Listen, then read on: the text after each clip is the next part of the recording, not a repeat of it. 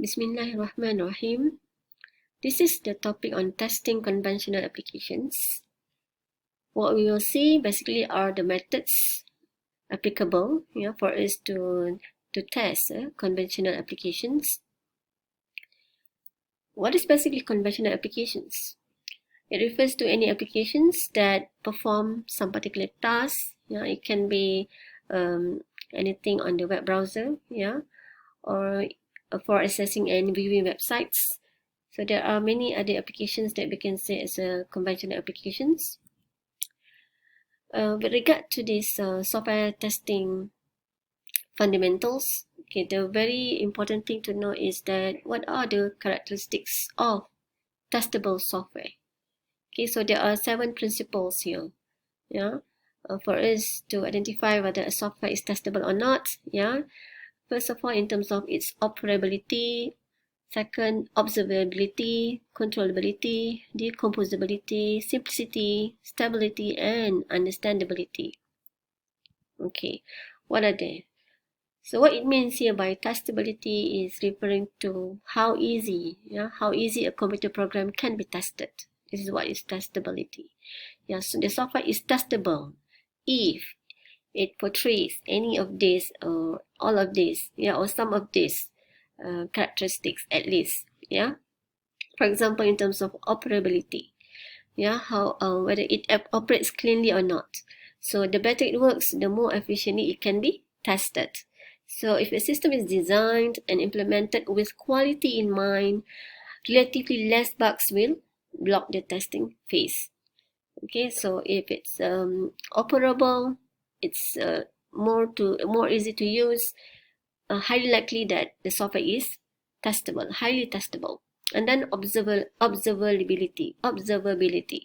So what you see is what you test. The results of each test cases are readily observed, identified, and the source code are accessible. Okay, so we get an input with the correct output. So that is another characteristic. Another characteristic is in terms of controllability.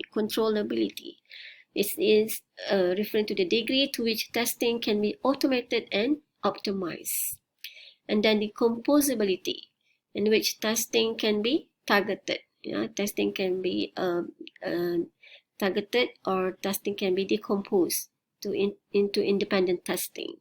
So if you can have that thing, so we can say that the software is highly testable. Okay. And then simplicity. Yes, of course. If a software have this feature, so it reduces the complex architecture and logic to simplify the test.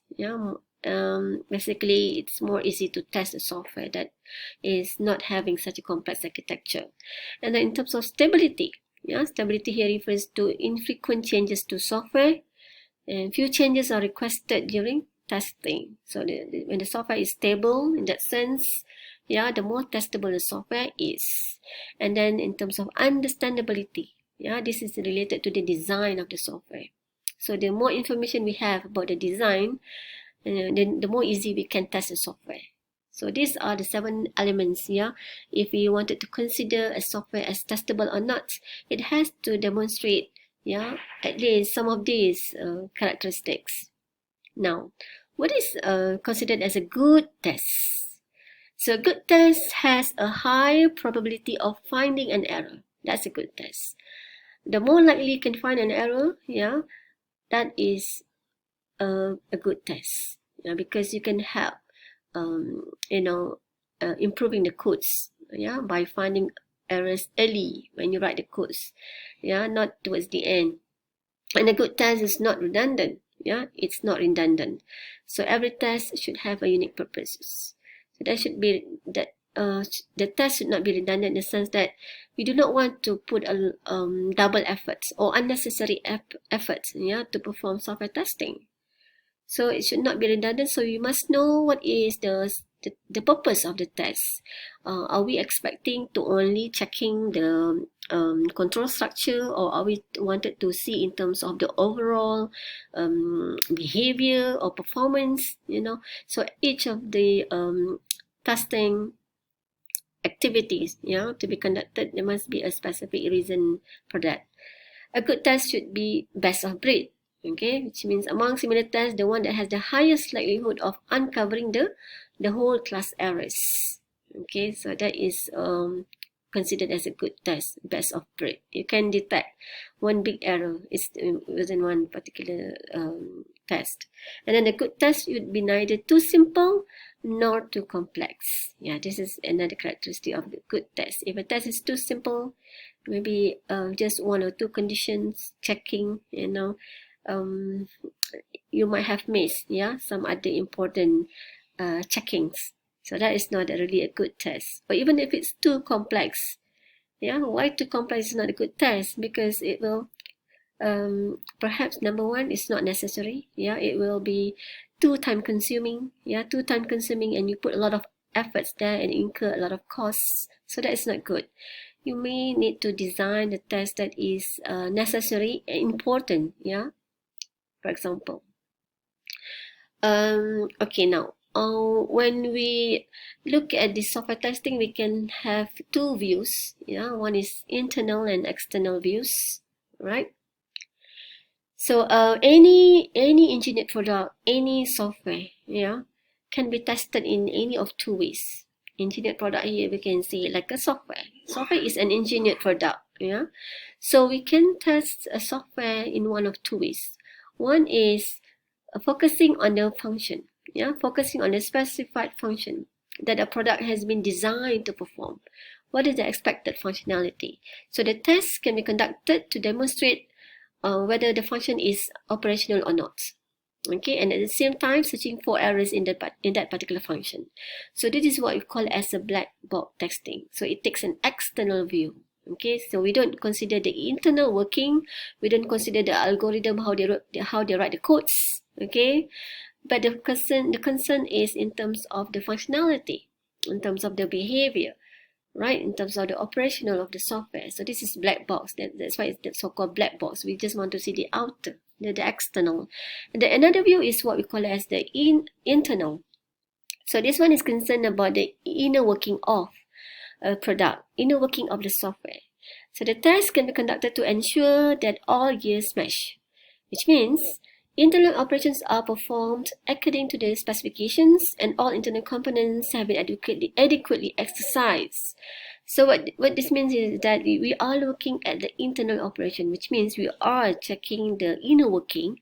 We are checking the control structure, for example. We are checking to the point, to the level, to the extent of the source code. To the level of source code. So we are checking in the to the extent checking a specific method, a specific, even the running of the statements in that method, whether each of the statement is executed or not, something like that. Okay, so in terms of design test case, the objective, of course, the objective of test case design is to uncover errors. And of course the character is that we wanted it in a complete manner, and of course we have a constraint. Possibly we wanted to put a minimum effort and time, but of course as much as possible we wanted to uncover errors. As what Boris Baizu said, bugs lurk in corners and congregate at boundaries. So this phrase actually relates to some of the methods on how we can test the software. For example, we can focus on the boundaries, test the boundaries values, right? We will see more on the testing methods. Okay, now the testing method can be divided into two categories. One is white box, another one is black box, as I have described earlier on. So I have just now mentioned what is black box and what is white box. So basically black box is from the external view. So the test conducted at the software interface, the just the outer, in terms of the fundamental aspect with little regard, for the internal logical structure of the software. So the concern is not checking at the source code.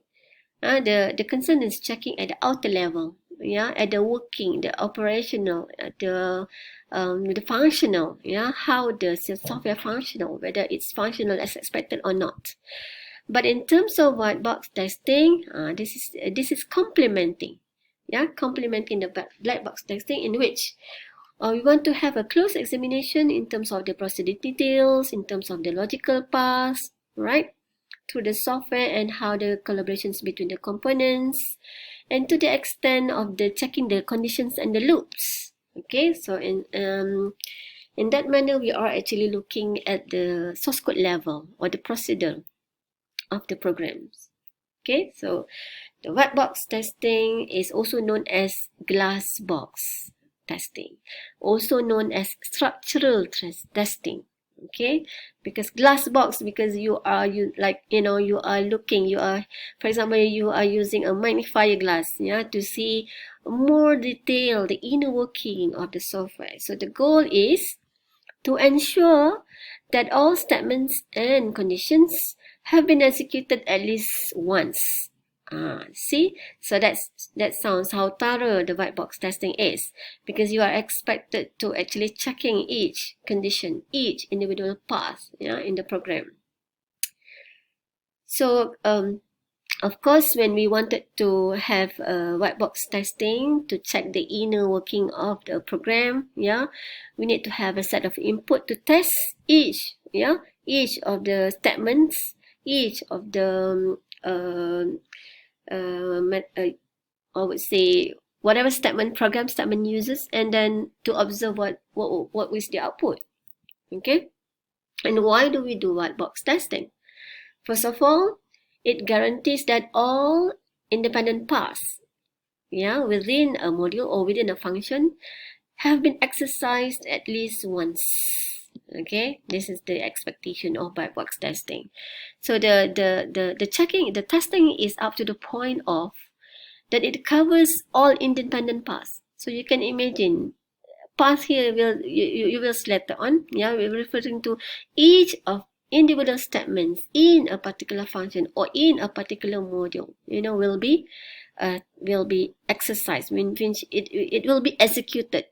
All right, so it will exercise all logical decisions. Okay, it will execute all loops, yeah, at the operational bounds, and exercise internal data structures to ensure validity, yeah, to that extent. And some other advantages of white box testing: it is efficient in finding errors in problems, yeah, because we are looking at the internal source code at the source code level. It requires knowledge of internals of the software under testing.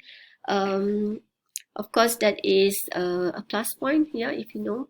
If the white box testing typically done at the early stage of the development, so you can find errors early, and allows finding of hidden errors. Okay, and programmers will perform self-introspection or self-analysis or self-observation, right? And it helps optimize the code, because when the earlier you discover the error, yeah, while you are writing the codes, you can actually help optimize the code.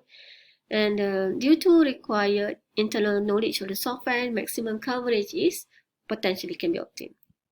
Okay. So now, when we wanted to see in terms of the white box testing, yeah, one of the kind of testing is basis path testing. It's known as basis path testing, and to do this basis path testing, there are certain things that we need to know. Yeah, for example, in terms of how we represent, yeah, the graph here. For example, this is the flow graph, yeah, the notation that we're going to use. Right, actually, in order for us to perform the basis path testing, we can use not only flow graph, we can also use flowchart. Okay, flowchart is also applicable, yeah, other than the flow graph. Right, so this is basically basic notation, yeah, of a flow graph. As you can see, if two nodes are connecting each other, this is a sequence. Yeah, if the nodes are actually having a if condition, it is shown like this. This is showing the while, yeah, the while loop.